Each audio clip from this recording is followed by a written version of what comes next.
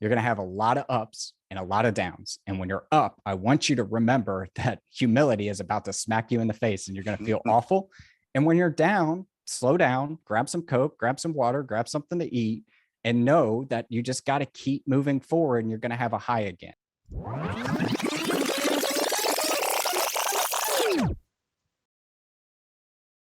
All right, everybody, welcome back to another episode of the Richer Geek Podcast. I'm pleased to have Matt Fore. He's not only a part-time real estate investor, but he spent over a decade in sales and sales leadership at a very large tech company. So I know that all of our listeners will enjoy that. How you doing, Matt? I am doing fantastic today. Although I got to say, this weekend, it was 75 degrees outside. I was running, I was enjoying the sun. And then overnight, it dropped 40 degrees. So I'm a little cold today, but I'm doing fantastic. Yeah, we get that in Arizona also. It was 80, it was playing golf, then all of a sudden rain and 50. And I know everyone in the Northeast is, strumming the fake violin, the little violin saying, well, because they're it's still in the 10, 15 degree and things like that. But one of the things I want to talk about is you've done a lot.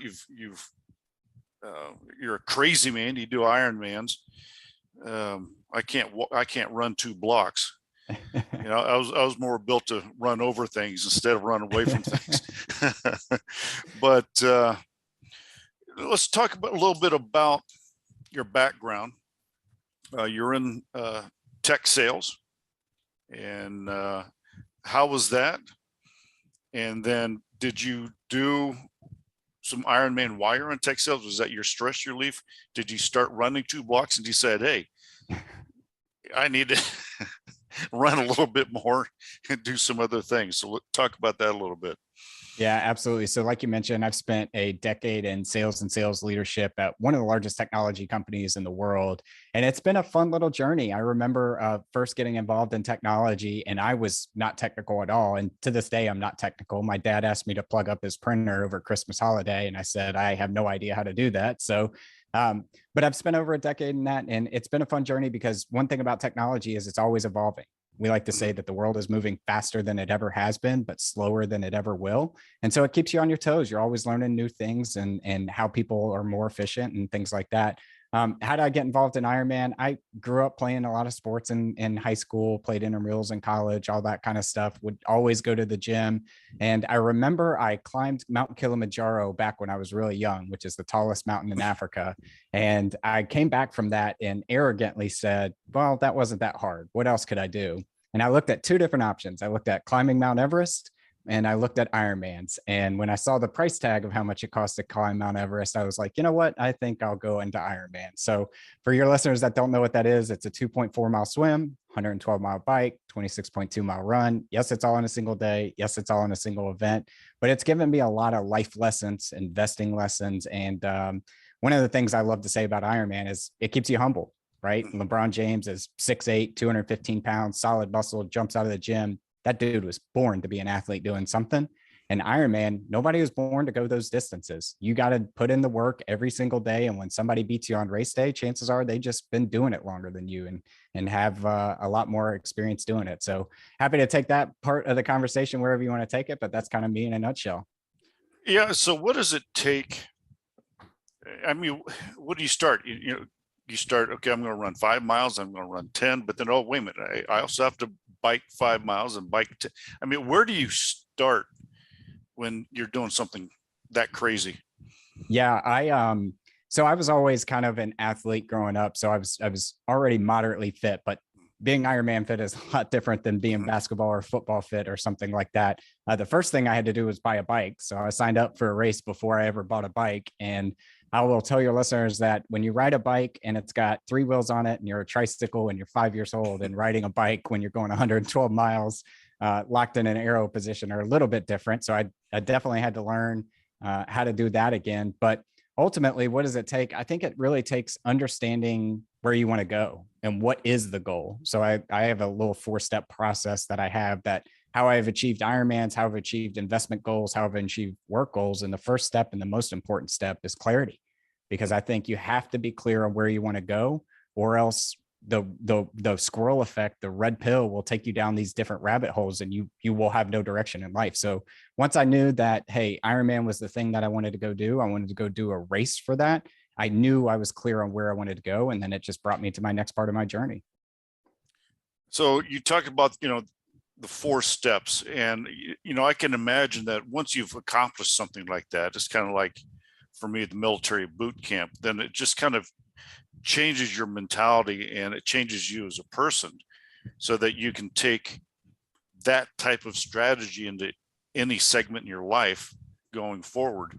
So talk about those other steps and what those things have meant to you in succeeding in becoming an investor in tech sales and the other things in your life. Yeah, sure. So those 4 steps are clarity, Mhm. consistency, efficiency, and then compounding. So we already talked a little bit about clarity. Clarity is knowing where you want to go. If you don't know where you want to go, then any road will take you there. So once you have that end game in mind, then you have to start doing those little consistent actions every single day. And what I would tell your listeners out there is, in this phase of being consistent, it's about doing something every day that marches you towards your goal. It's not necessarily about doing the right thing every day that marches towards your goal.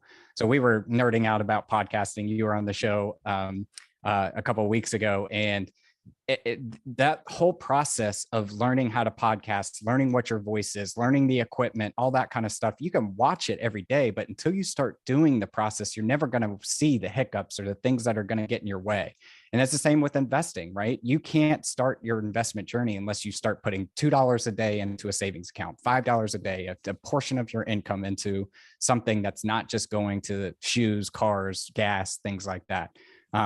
So happy to continue down this rabbit hole, but I'll stop there. Once you're clear on where you want to go, then it's about being consistent and starting to do something every day that marches you towards that action.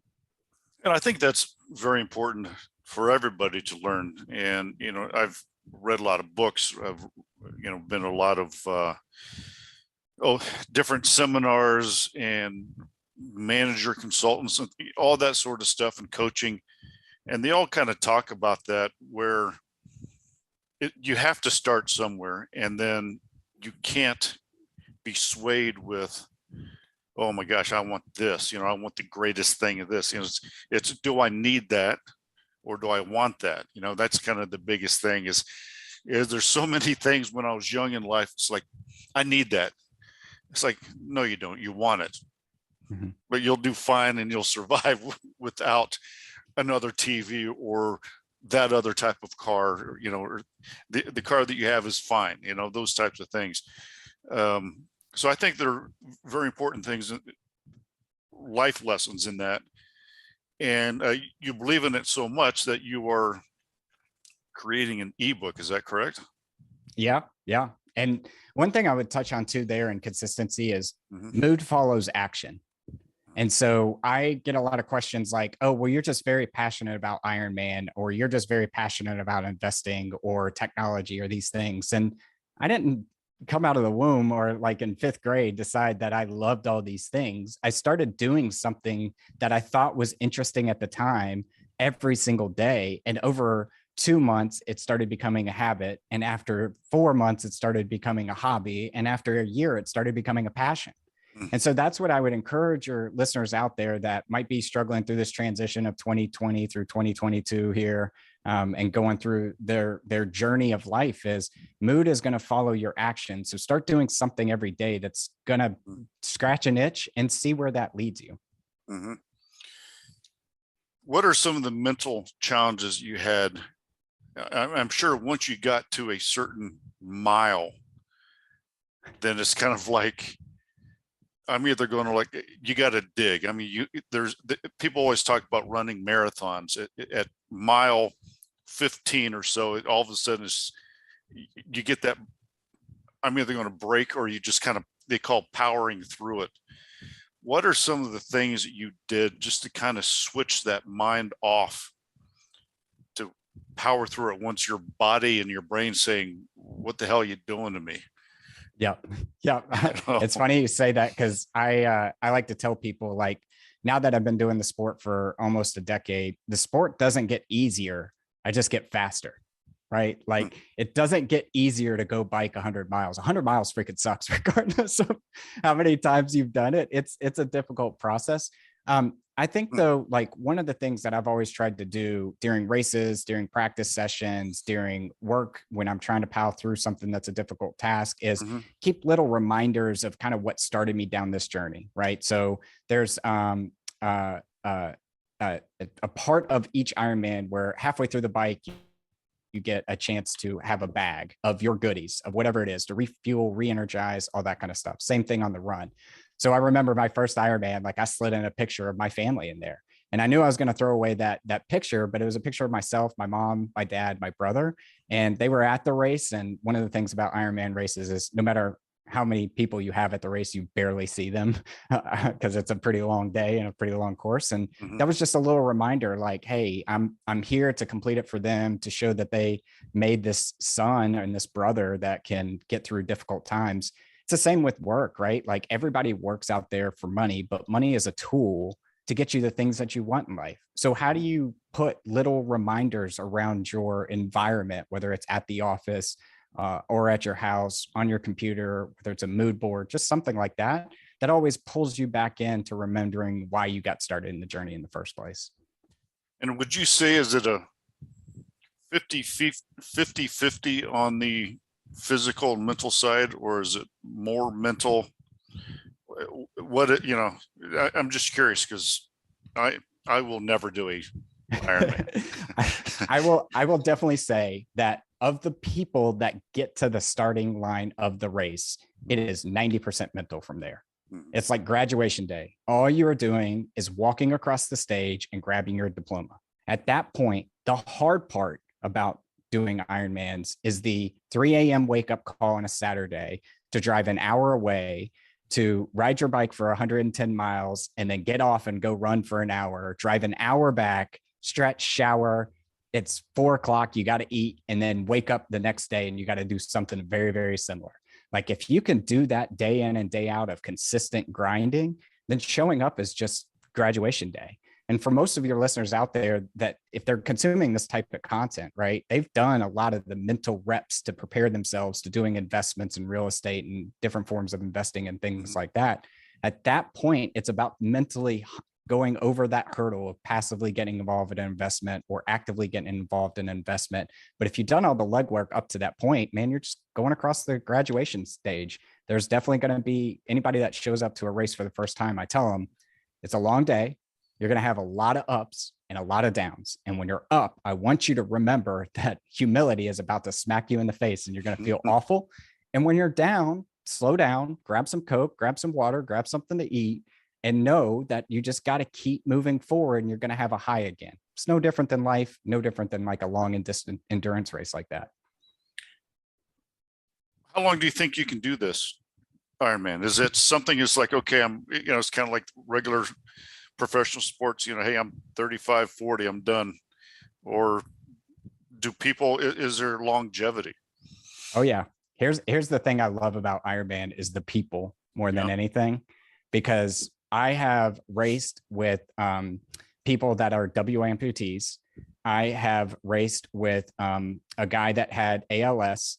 I have raced with, or I haven't raced with, but I follow a guy who's deep and close to my heart who has Down syndrome, who finished a race. And he was the first person to finish a race with Down syndrome. And my sister had Down syndrome and she tragically passed a couple years back. But it just shows you that she and him both had the same view on the world, that they could do anything and they didn't have the mental barriers that sometimes, because we're quote unquote normal, we put in front of ourselves. So your question around longevity, man, I'm not going to be out there trying to win races when I'm 65 or 70 or anything like that.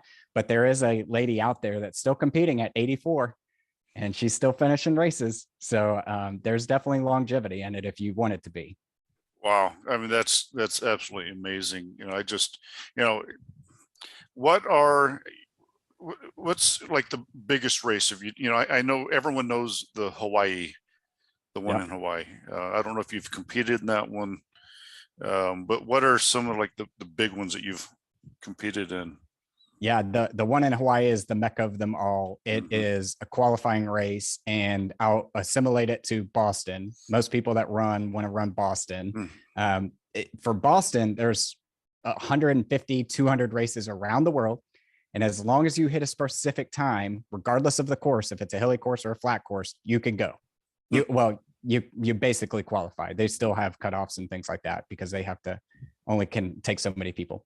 Hawaii has 20 races across the world, and you usually have to finish in the top 2 in your age bracket on that day, which means that no matter how good a day you have, somebody could have a better day. And no matter how bad a day that you have, the people that showed up that day could have had a worse day and you could still win. So it's not really time dependent.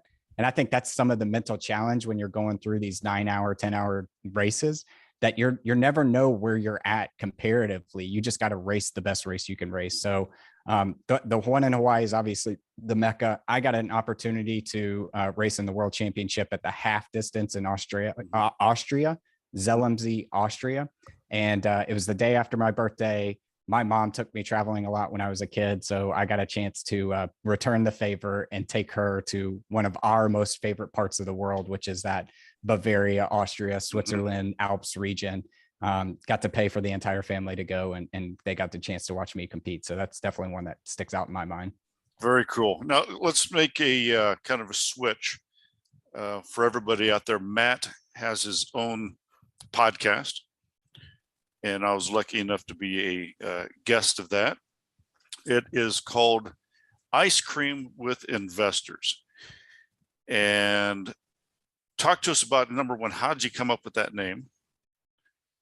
And tell us a little bit about your podcast. Yeah. So how I came up with the name is I'm actually an internal fat kid. The only reason I do all these long races is so I can get a chance to eat pizza and ice cream and things like that. So no, I mean, really the idea spawned in 2020. So I work a W-2 today. I'm a sales leader at a Fortune 50 company. Absolutely love the people I work with. It's a cool industry to work in. And I had a lot of folks that were coming to me in 2020 when they were seeing what was happening in the world, asking me about finances and asking me like, how did you do real estate? And they know about my passive income and things like that. And I just thought, hey, instead of having these conversations in a one-off basis every day, why don't I record different niches out there of things that you can do with real estate? Because when I first got involved in real estate, I thought it was the fix and flip that you see on TV. I had no idea it was so much more than that. So I just figured like, let me get different people that are experts in different niches. And that way, when I'm having these conversations, I can point people back and say, hey, if you like hotel investing, then this is your episode. And if you want to chat further, I'll have a conversation with you. And if not, I'll point you to those expert resources so they can help you along the journey. But in 2020, I felt like we were in a very pessimistic time, and I don't believe in that. I believe in a can-do attitude, optimistic. And I thought, who's pessimistic when they're thinking about and talking about ice cream? So the show kind of spawned off, starting calling it Ice Cream with Investors. And I'll tell you right now, my number one goal is that I'm at the investment conference circle. When we get back to having these investment conferences again, and somebody comes up to me and is like, you're Matt Fore from Ice Cream with Investors. Can I buy you a bowl of ice cream? And that is how I'm going to get free ice cream for the rest of my life. There you go. Yeah. It's, once you get to that part, I just got back from, it's called IREC, and it's an intelligent real estate conference out in California, and it was awesome. But I hope you get to that point, and I hope people say, you know what, we need you to speak about this. And but one of the things I really like about your podcast, and I've listened to a bunch of them, is the fact that you get people with expertise in all these different types of investment asset classes, and they have strengths in different things, and it makes people realize that investing in real estate is not the same as an episode of HGTV, right? I mean, it's a little bit more difficult, and so we really appreciate that. How many episodes you at now? So we are at 72, I think, at the time of this recording, but I already have 76 recorded. And, it really just started out like, hey, I'm just going to make sure that I do one a week. And now I talked about the 4 things: clarity, consistency, efficiency, and compounding. Now I'm in that efficiency stage. I figured out that my sound at the first part of me doing those wasn't the top quality. Some would call it cringeworthy. And I've learned how to structure the interviews and kind of my voice and my message. And that's just been a fun process for me to kind of see my evolution in myself, but also look for those incremental gains on how you can get better with the whole process. What kind of investments are you doing now? So I have a couple different investments. I started my real estate journey. Well, let me back up a little bit. I got into real estate because I was working for a previous company, previous employer, and we won a $10 million net new logo. And I saw the commission check that I was about to get. And I was like, man, I'm going to have to find something to do with that. And so I heard everything from equities to Bitcoin to bonds to annuities. I had a mentor at the time that was like, you should get involved in real estate, cash flows, appreciation, leverage, tax benefits, like all the great things. I was like, let's do it. And then I got the call. And again, this isn't the employer I work for today, that said, hey, you're not going to get that check. You're actually going to get 2 cents on the dollar. And when I asked why, the response was, haven't you made enough money this year? And it was at that point where I realized that I needed to get involved in building my own financial future if I wanted to achieve the goals that I had. So I started getting involved with single family. I got to the point where I hit the 10 single family limit, which Fannie and Freddie, you start following outside their box. They don't like that. And so I was looking for things to do. And that's where I stumbled across multifamily. So I've got a number of different, I'm a GP in 120 units, a limited partner in 250 units. And then I also lend out money for fix and flips. So I'm involved in a couple of those. And I also own a couple real estate notes, because there for a while before all this inflation really started heating up, I was big into the note space, trying to learn as much as I could on that. So that's kind of my nutshell of how I got involved in real estate and my portfolio as a snapshot there. Well, it's you're invested into a lot, in a relatively short period of time. So again, it goes back to that mindset, right? There's so many people, and it makes me so upset that I talk to and that I mentor, that they're either seminar junkies or they always have an excuse, on why they're not in real estate, and now it's like, well, the prices are too high. You can't make any returns. And I'm like, well, aren't the rents going up also? I think that's just another excuse. And one of my mentors said that all this stuff that's floating around in your head, it might be real to you because it's inside your head, all these excuses, but it's not the truth. They're just different ways, so, well, if I go through one more seminar, I'll be ready to make that jump. And it's just, you're excusing yourself, and pretty soon you're never going to be there. So I appreciate what you've done. I think one thing that really helped me, though, was I had that traumatic event, right? I had this sense where I lost a life-changing amount of commission check. So I knew that, hey, spending $42,000 on a down payment for a house, a single family house or whatever, like I had just lost that many times over. So if I lose $40,000, hell, at least that's cheaper than an MBA program, right? And another thing that kind of happened at that same time is my dad had triple bypass surgery and I lost my sister with Down syndrome. And so what I realized is that I have bigger goals than sitting at the desk until I'm 65 and a half and then taking whatever money is left and living my life. I want to give to the causes I care about, continue down this endurance Ironman route that I'm on, help others figure out what they want to do in their life and in their investment journey. And if I really wanted to do that, then I was going to have to figure out a different way. So I would encourage folks to kind of look at their life and say, what are the painful moments in my life? And you can view them as painful, or you can turn on a different lens and say, those could be really motivating factors for you to go be the person that you were always meant to be anyways. Yeah, very good. And, listeners, this is just another example with Matt here. Is a young guy that says, it's like, hey, the W-2 is nice, but how can I diversify? How can I do this? How can I exasperate the amount of funds to help me into retirement?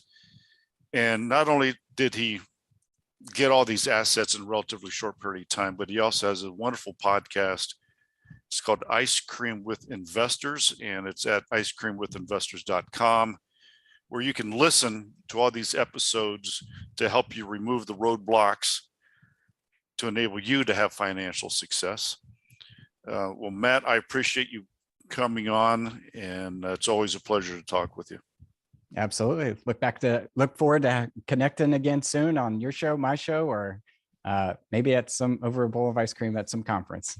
Butter pecan, that's mine. What's yours? There you go. You know what? Actually, I'll tell this story real quick. I was out on Saturday night and just got done with a little date night. And we stopped by Maggie Moo's and they had some butter pecan. And I thought about you and I was like, that's it. That's what I'm going to get right there. It was just recommended. There you go. Butter pecan is it for me. All right, guys. Thank you, Matt, and have a wonderful night.